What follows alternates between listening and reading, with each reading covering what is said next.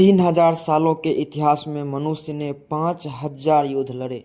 लगता है आदमी जमीन पर सिर्फ युद्ध लड़ने के लिए ही पैदा लिया है। और कितने कितने अच्छे नामों पर युद्ध लड़े गए हैं कि इस्लाम खतरे में है, कि हिंदुत्व खतरे में है, ईसाईयत खतरे में है, मातृभूमि खतरे में है, कि लोकतंत्र खतरे में है। खतरे ही खतरे है सबको। हम कहते हैं युद्ध लड़ेंगे तो शांति मिलेगी, लेकिन फिर तो वही बात हो गई ना कि किसी की जान बचाने के लिए उसको जहर पिला दो, किसी के जान बचाने के लिए उसकी गर्दन काट दो। लेकिन ये गणित यहीं पर नहीं रहा। और ऐसा भी नहीं है कि एक मसला हल हो जाएंगे तो युद्ध समाप्त हो जाएंगे। एक मसला हल होता है तो तुरंत दूसरे मसले पर युद्ध होना शुरू हो जाता है।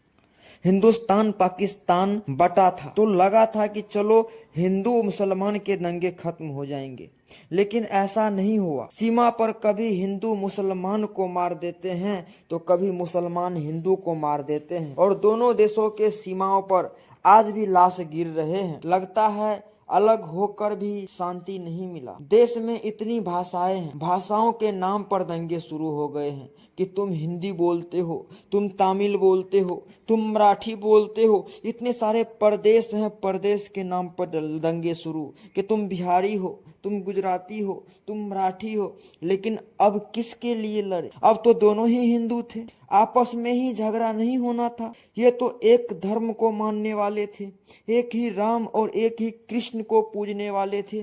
तो फिर क्यों दंगे हुए? कोई देश के लिए लड़ रहे हैं, कोई राज्य के लिए लड़ रहे हैं, तो कोई जिला प्रखंड पंचायत के लिए लड़ रहे हैं, तो कोई जमीन के लिए लड़ रहे हैं, तो कोई हिस्सा के लिए लड़ रहा है, कोई इसलिए लड़ रहा है कि जीतने के बाद शांति मिलेगी। लेकिन ये तो लड़ लड़ के और अशांत होते जा रहे हैं। आपके द्वारा चुना गया राजनेता, जिसको आप सोचते हैं कि ये आपकी रक्षा करेंगे, सुरक्षा करेंगे, आज एक दिन वही आपकी जान का दुश्मन बनेंगे।